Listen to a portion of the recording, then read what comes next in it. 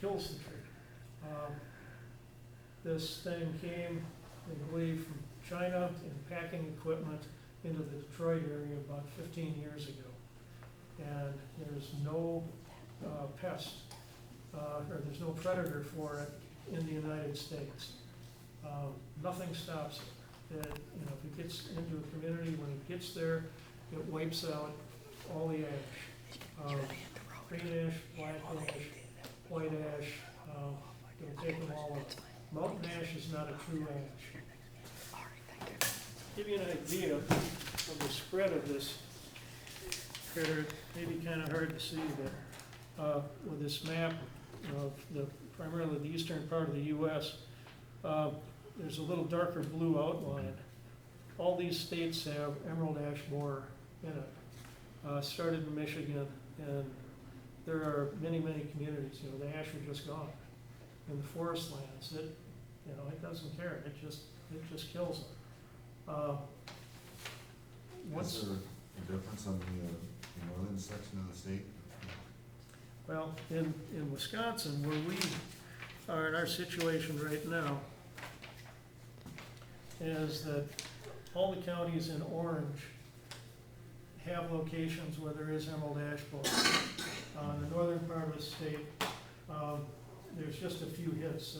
Just this spring, it was determined that it did exist in Stevens Point and in Wisconsin Rapids.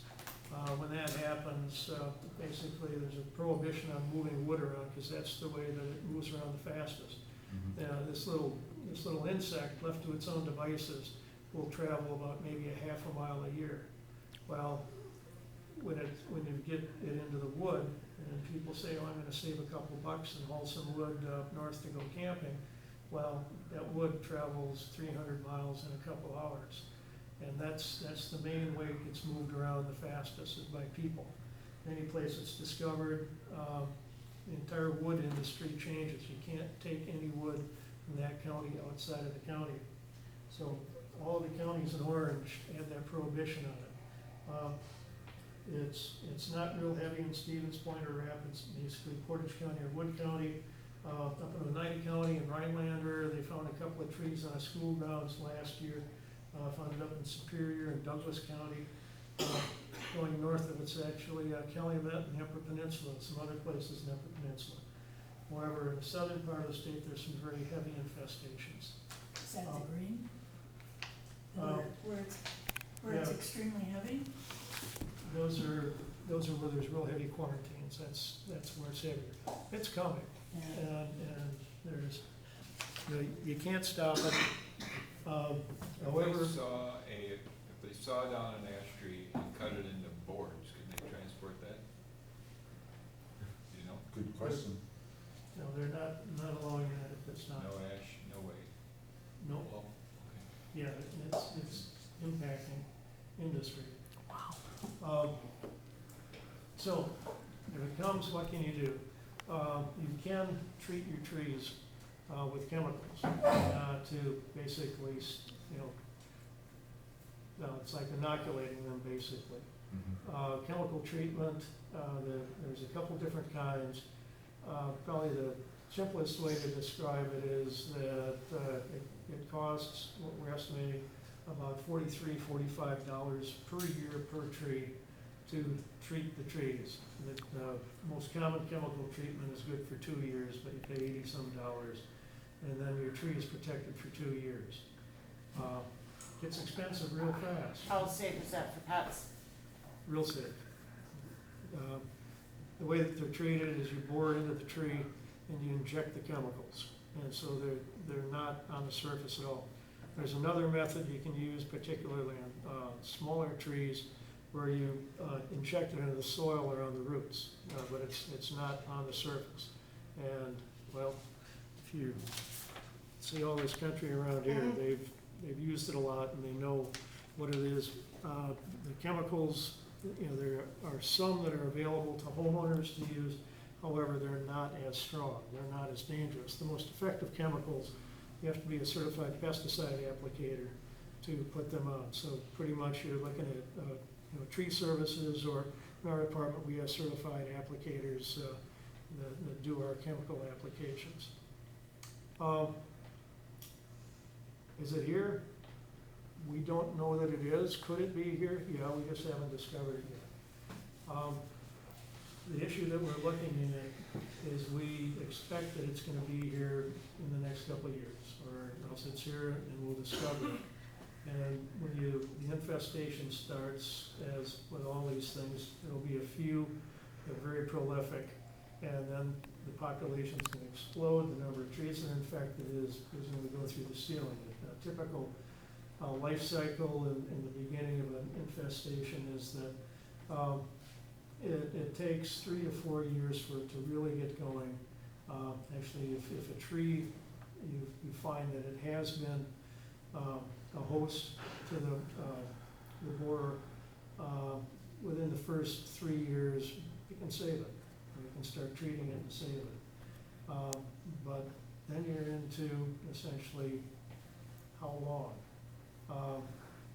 It's like with the elm, back when Dutch elm disease came, it took a number of years, but most of the elm died. There are a few that survived, like out in farm fields, so there may be some that survive, but the nature of this thing is it's actually worse than what happened to the Dutch elm. You pretty much expect if a tree's not treated, it's gonna die. We've got a big decision to make in Wausau as a city, and individual landowners have a serious decision if they have elm or not elm ash in their yards. There are a lot of ash in people's yards. In our hardwood forests in Marathon County, when you average it out, it's common to have about a 20% component in our forests in Marathon County made up of green, black, or white ash. On our city streets, we've planted over the years up to the point where we've got 22–23% of our total population is ash, and there's a chance we may lose them. And the question is how do we address possibly losing them? Because these trees actually provide a lot of value to our community. Trees are beautiful, they're nice, they're aesthetically beautiful. The guy that deals with real estate can tell us that, yeah, a house with trees is going to be worth more than a house without trees. There's actually real estate value to them. They do many more things for us. Yes, there are places for wildlife, for birds to live. But from a purely economic standpoint, trees mitigate rainfall. They come down, they slow the rain from coming down, getting in the ground. It allows more water to soak in. It slows down the rate that the water heads towards the river, so it helps do stormwater mitigation. The trees help clean the air. They take out carbon dioxide, and they put off oxygen. They keep warmth to the houses or That's whatever right. is running. They give I got tons of trees on my. Yep, they reduce your cooling costs in the summer and reduce your heating costs in the winter. There's a lot of dollars and cents benefits. So, the Park and Recreation Committee, over the last couple of months, we've been talking about what's the best approach on how to handle this bugger when it gets here. A couple of hard facts are that there is no financial assistance for cities or counties or private individuals. There's a couple of little bitty grant programs, and the amount of money it doesn't amount to a pile of beans, and the administration of them is almost worse than getting the grant. So we're on our own, so we have to make smart decisions. The way that the Park and Recreation Committee is heading is to look at reducing our population over time. When the infestation comes, probably in the first 7 years, a lot of trees are gonna come down if we don't treat.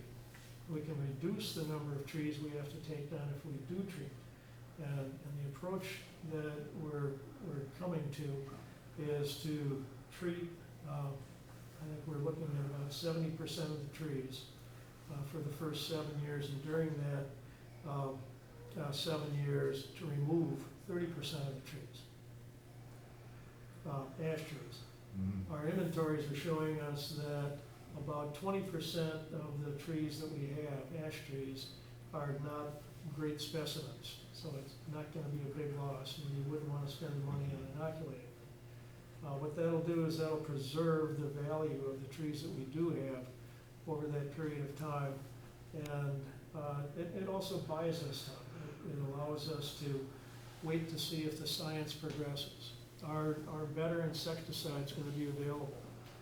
Is there the possibility of an inoculation where you can treat a tree once and you're good?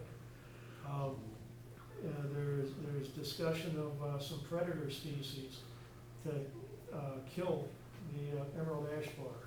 There's been some experiments done bringing some wasps in from Asia that are natural predators on the beetle in Asia where it comes from.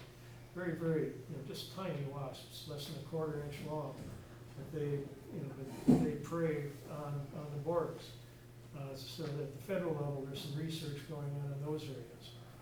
So we're hoping to buy some time, and we're expecting that within the next few years, the whole science behind this is going to change, and hopefully for the better. In between, if we can not lose the value of the trees that we have, we believe that would be the smart thing for the city. There's also a fact that 5,200 trees, if we tried to take all those down in the next 7 years, well, we don't have the manpower to do that, plus to do our regular work. It actually would cost more to do all that removal than to do partial treat and partial removal. The economics of this are real interesting. But there's really not, when it gets here, there's not enough private sector tree services to handle the number of ash that are going to need to come down. Because that 5,200 is just what's between the sidewalk and the curb in the city of Wausau. Doesn't count any of our park trees. It doesn't count any of the trees that are in people's backyards. It doesn't count any of the surrounding municipalities. It doesn't count any of the forest lands around us. When it happens, it can be pretty catastrophic. So we've been working hard to figure out how to manage this.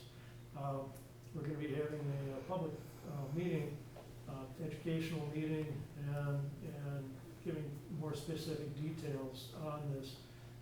70% save, 30% removal, how that process will work, and what the economics of that are. And that is August 1st.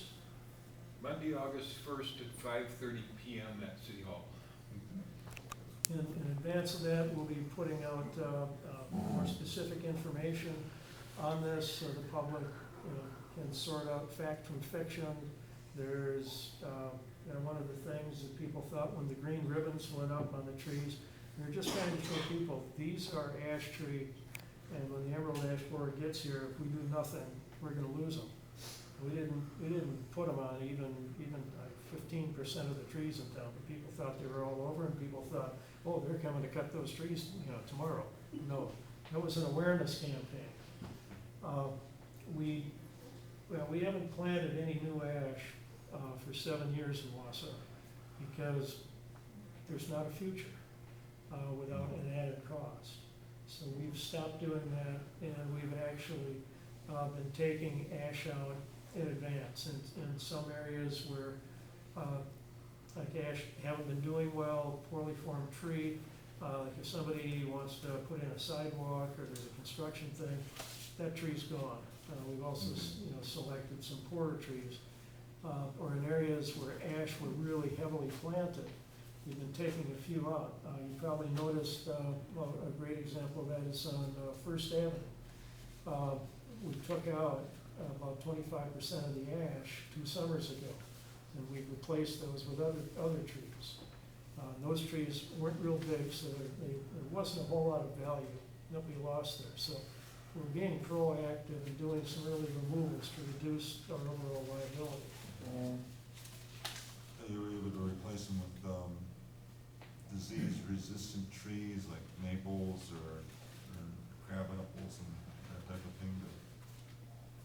Well, there's actually a limited number of trees that do well in that thin area between pavement and pavement. being a street tree, it's a crappy life. Now, you're living in this area that's a little bit of green, you've got pavement on at least two sides of you, and you get salt on you in the winter from the road, and there's a good chance there's not very good soil in there from when the sidewalks and the road and the area was built. It takes, there's a limited number of trees that do well as street trees. Unfortunately, the ash was pretty well designed to act as street trees, and the ironic thing is that when the elm were lost from Dutch elm disease, that was one of the better replacements that they used, and it has a bit of the shape of an elm tree, but they don't get quite as large. And there's some communities that just went whole hog in replacing their elm with ash. The city of Eau Claire is probably the poster child. They have 60% of their street trees in ash. They're facing a nightmare compared to what we're looking at. Can you pick your tree for a boulevard if you want? Or no? I mean, like, could I go out and buy my own? Nope. In the older parts of town, we have problems because people did pick trees that weren't good trees.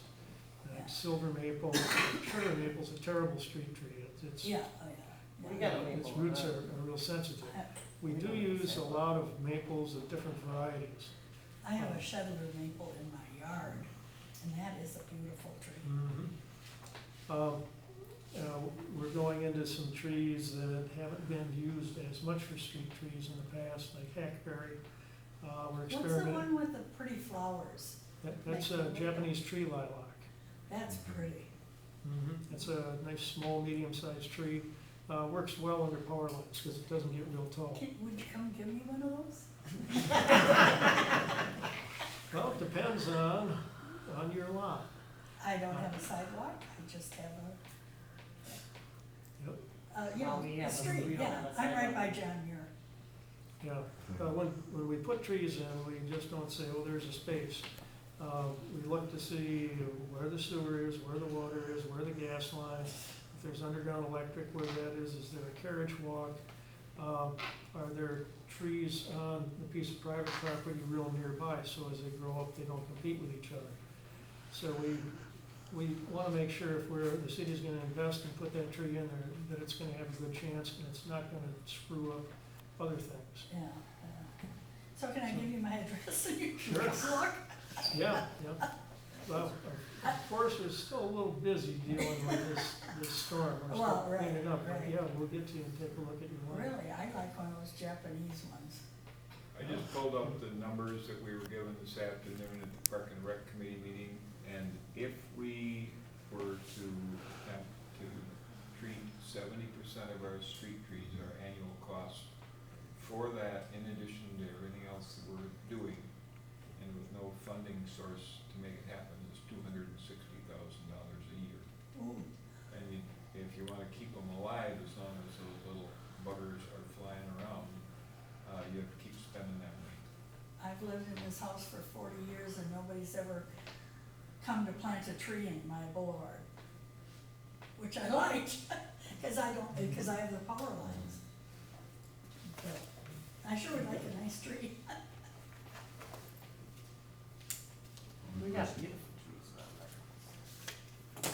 Tell you what, give me your name and address and Oh, okay, I will. write down tree lilac, and we'll see what we can do.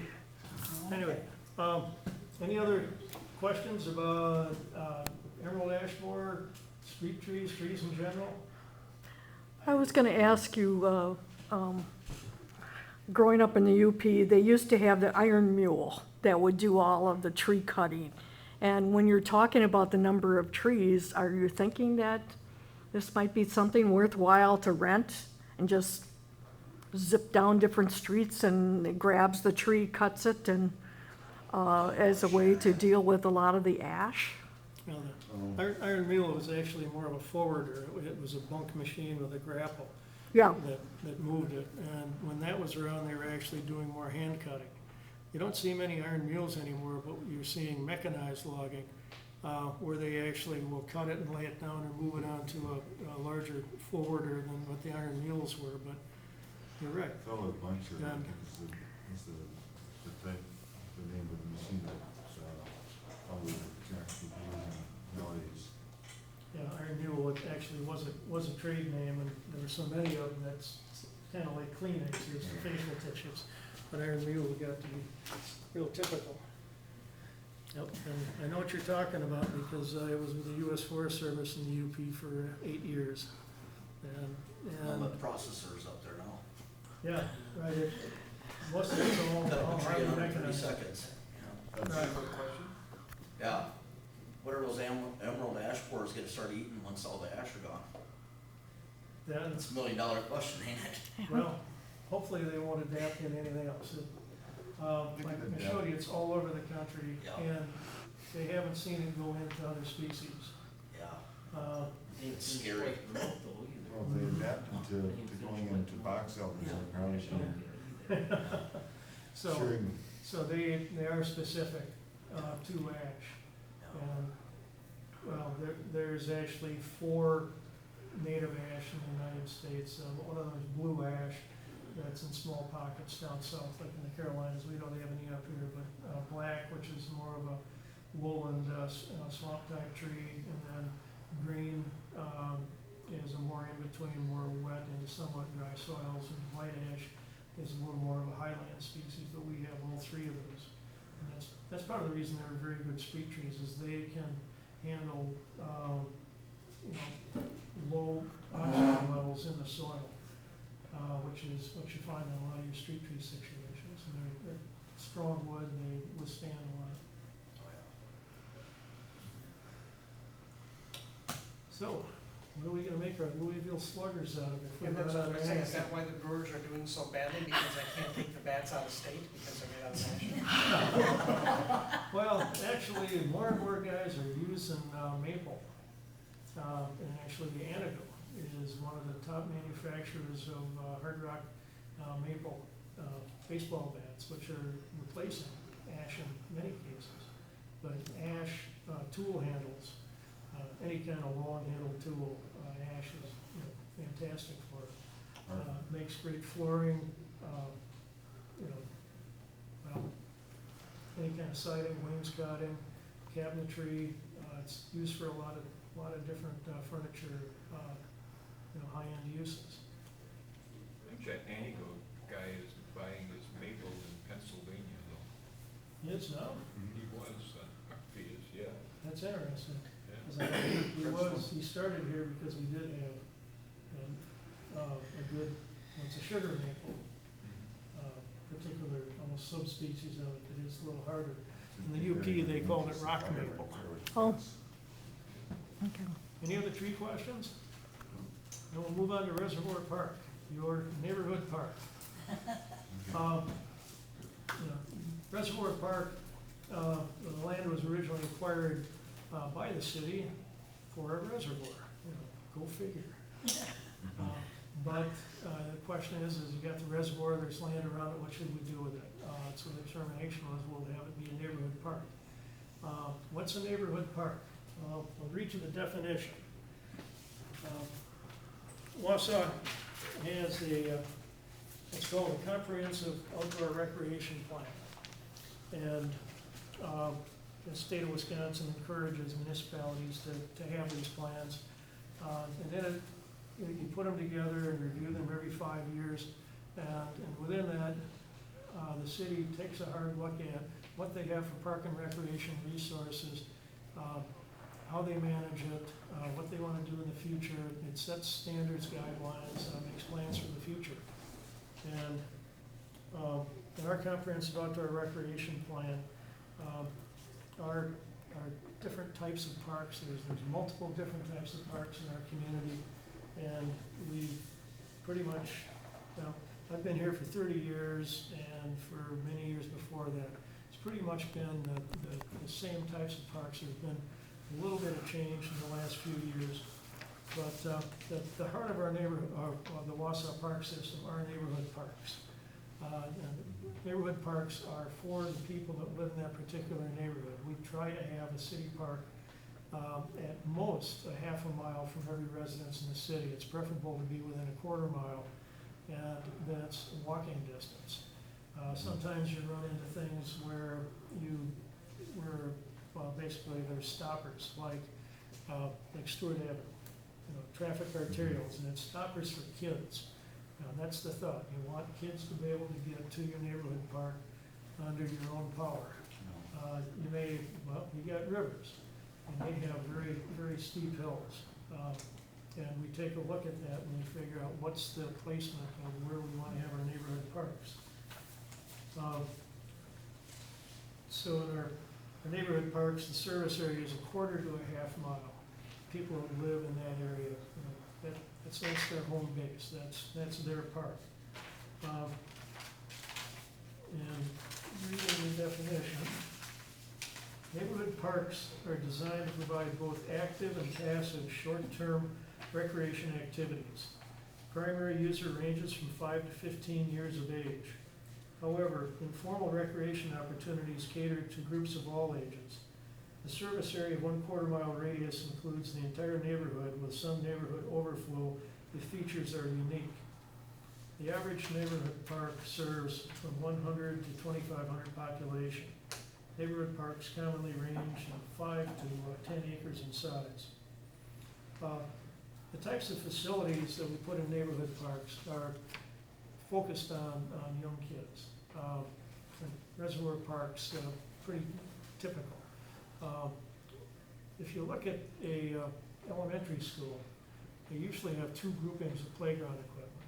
You've got one that goes from about 3 years old up to 6 or 7, and then there's another larger piece of grouping equipment. Usually it's set aside a bit, and that goes from 7 or 8 up to about 12 years old.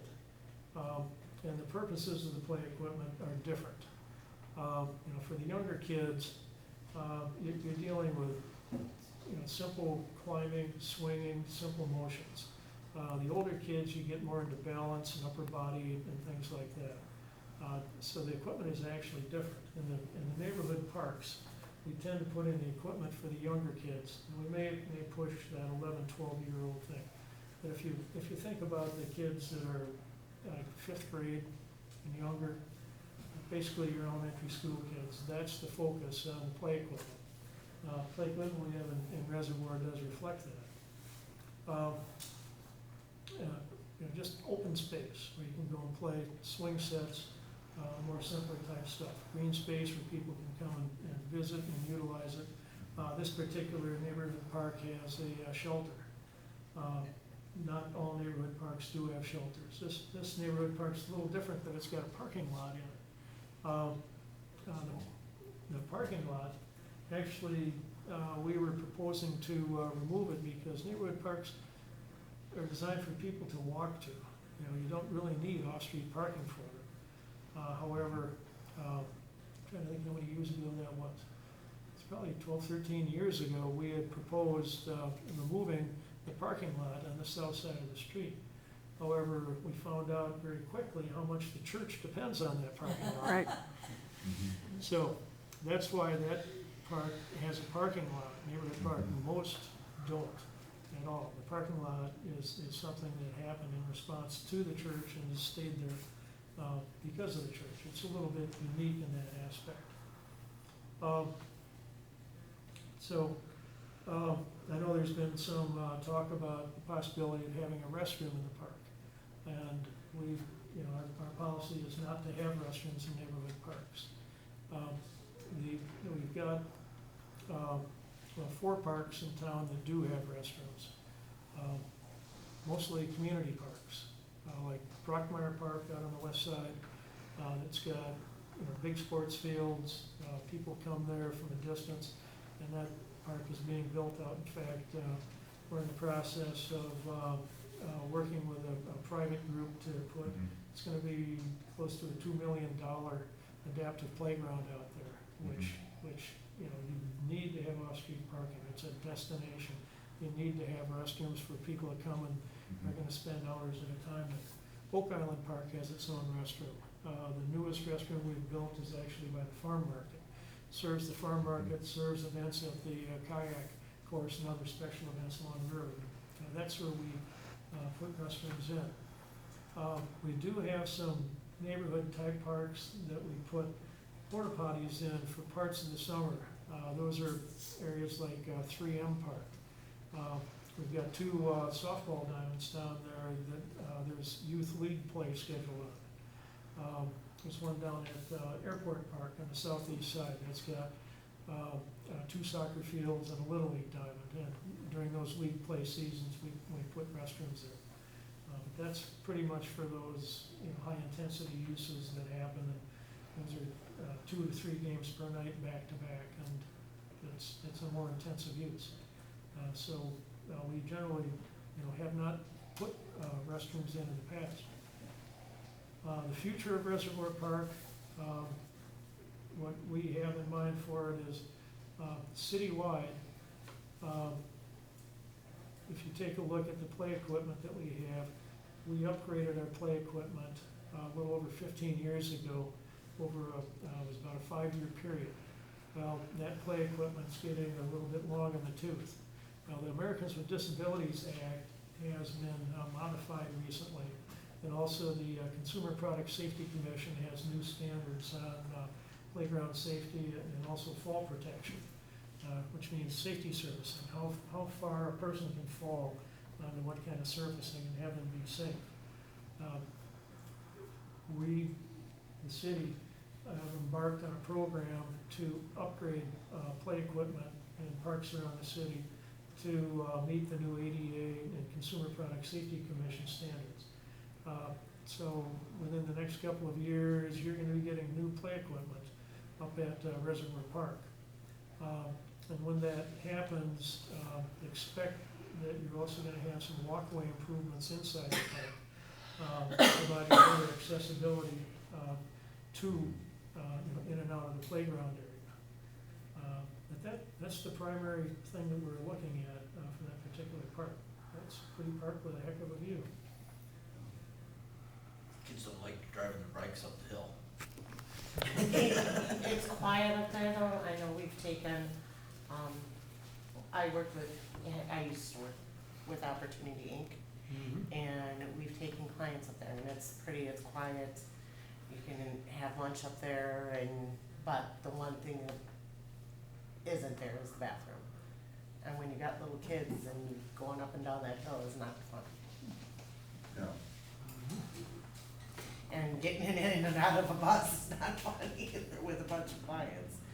That's why I think it'd be beneficial to have a bathroom up there. At least something, maybe unisex even, something that can be up there because that hill is so, and if you gotta go, you gotta go.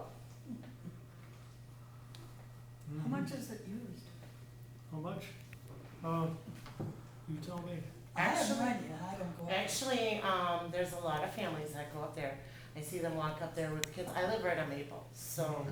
I see them walking up there with the kids and walking down the hill with the kids. And the one thing, if I happen to know them, I'll, sit and talk with them or whatever, and they say, I kinda wish there was a bathroom there. It used to be used a lot when the 4th of July fireworks were big. Yeah. and Yeah, Extra spectator seating up there. Yep, spent a few 4th of Julys up there. No, you can't see nothing. Yep, yeah, the code's changed, and now a 3-inch shell is the biggest thing they can shoot off in Marathon Park. it's sad. We used to have 4th of July parties and we'd all bring our chairs out into the street on 13th Ave and watch the fireworks. And then we'd quick pull off in case somebody showed up with their car. We'd go back out. We've had our house since '01, and that's when it was kinda ending, Yeah, but, yeah, oh well, I remember that. I can understand the problem too, so. There's a mention that I have in my view that blocks 90% of everything anyway, so. So, any other, Now, General you had mentioned questions, about comments? what a porta potty would cost monthly at the, Yeah. at the, a couple locations that we have, porta potties in the sports fields, they are unisex, we get one. But handicapped accessible porta potties cost just about $600 a month.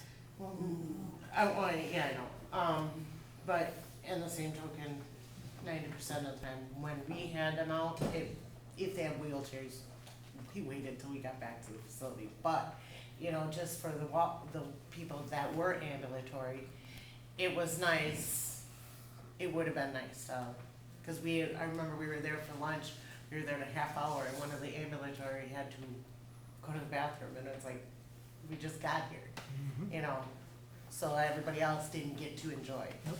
But it's the little Okay. kids too. Coming to Rockmere Park this next spring is gonna be Oh, I know.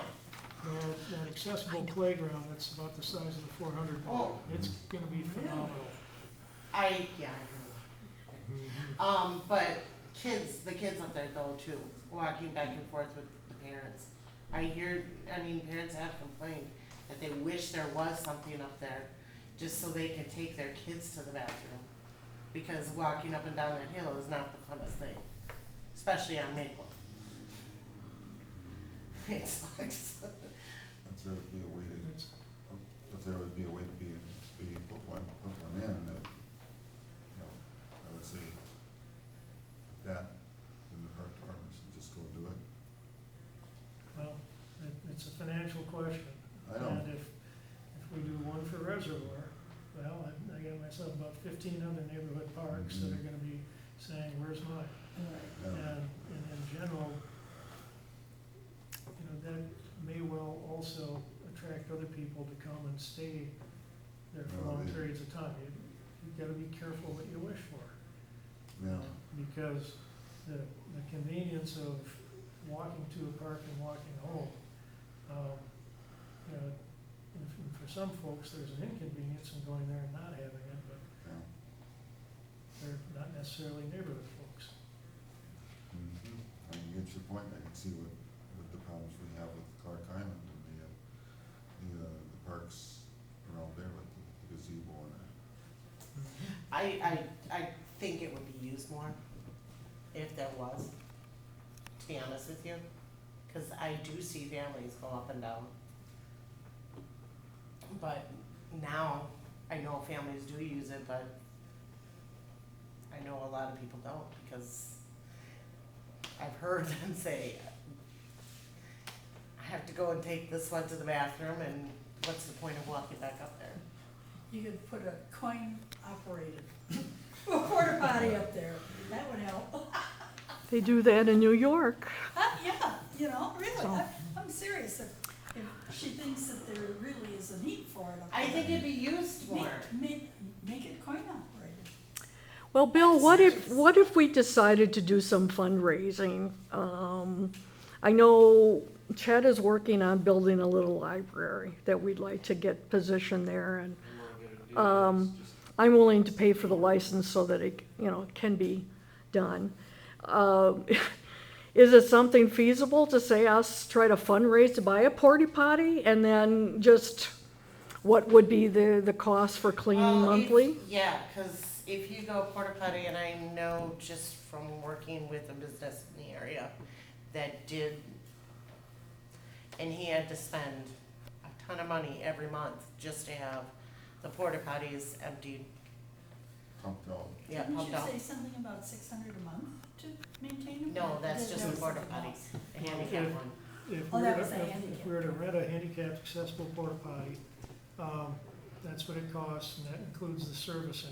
Right. That's a That- contracted cost. That's a lot of bucks. And, Our it taxes are it too would, high as it it would, is. it would cost to service it if we owned our own porta potties, we would still have to service it. And I can tell you that It's we expensive. spend a lot of time dealing with the restrooms that we do have, keeping them clean and safe. And it's multiple trips per day. Actually, have the facts and figures on that from the Mountain Bay Trail, because we often have had gotten recruited a company like Burgoyne's to plant one for about maybe 3-4 months in certain locations We got it out at Ringel. out of Ringo. Because the township township itself can't afford, doing that. Yep, and we've tried to make it possible to use the town hall, but they're not open enough, dependably. No. Just No. bike through Ringway and see where the pipe. They've been there on occasion in the past, We it hasn't have been a one. regular They thing. have some trees though, I found that out. A grove of trees there. Mhm. Too bad we Your can't neighbors. just build like a lot of pallets, an old outhouse or something and, Any other, but, That's still, you still have to have that server. you know. oh, and I understand. But at least it's nice to know about, you know, and see, I did talk with one of the board officers from Wesley Church, and they had said that they may be willing to do some things with us and do some fundraising. And I had inquired about us having a picnic, and when I called the Parks Department, I think they had told me what it would cost for the shelter. I thought it was like 45 or 65 or something. The shelter there is not that great. But Bill had let out at the meeting that ours is not reserved, so we could be using it more often, so, first come, first served, go use it. yeah. Well, what is the procedure then, say, if we do have a little library that's hopefully gonna be finished soon, and I'm willing to pay for the cost to get it certified to be on the national list or whatever for 50 or whatever? I don't remember what the fee is anymore to get it actually listed on. But I'm willing to pay for it so that we can do it. Is that something then we should just coordinate with you or some of the other staff, and then you'll decide where to put it? And we'll figure out what a good location would be for it and put it in. Okay, We've got one at Marathon Junction and Marathon Park, right. so we're already working with that program. Yeah, I wanna know how to mount the thing too, because, you know, are they supposed to be like on a regular, you know, movable stand, or? Well, on a I guess pillar? It's right if you're now, gonna it's- build it, well, It's a big box. right, but we're gonna wanna have it low enough so kids can look Right. up and reach up into it.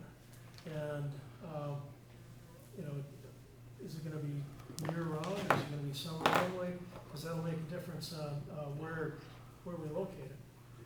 But we'll work through it and figure out the best spot for it. Not sure how much of that area around the tank is fill, or, you know, how close the bedrock is up there. Uh, In some parts of that hill, the bedrock is very, very close to the surface. That's all part of the question. We'll just figure out the best place to put it. You know, maybe somewhere close to the swing set and the bench there as a way, you know, for some kids that aren't using the playground equipment, or they could sit at the bench, so. All right, anyone else have any questions for Bill at this point? Brought along some copies of our spring and summer recreation guide. Just leave them up here, help yourself. It's got pretty much all our programs. If there's information beyond that, we have, you know, 2 website locations. You can go to the City of Wausau website under departments, just look up Parks and Recreation and look in there, or you can go to the county website and you'll find all the county information. But the 2 systems link to each other for the city and county parks. Or give us a call and we'll see what we can do to help you out. Thanks for inviting me. Free park Well, thank- passes in there? Just joking. Parks are free. Well, thank you very much. Anyone? Just not during the fair. So, thank you. We appreciate getting more insight about the tree issues, because that's gonna be major. And that's not even including trees in someone else's yard, Yeah, No. right. so. On a boulevard, yeah, I've got ash trees, I don't have them in my yard to save it. On the boulevard, yeah, So, in the yard, of course, that block is overwhelmed by box elders. I was gonna ask you, Bill, about Second Avenue. I was just, sad to see all the trees that were taken down for the construction on Second Avenue. Just, but I don't know what species they were. And I think it's within the plan of what they were doing for the, from Elm to Stewart, but just seemed like there was a lot of trees that were, I don't know, 6-inch, 10, 12-inch diameter, and just, but I don't know what the species were, if any of them were ash and not appropriate, but just seems like by the time the trees are at a height, it's maybe 40 years from now. But every ash that was on Second Avenue went because of the construction project. Yeah.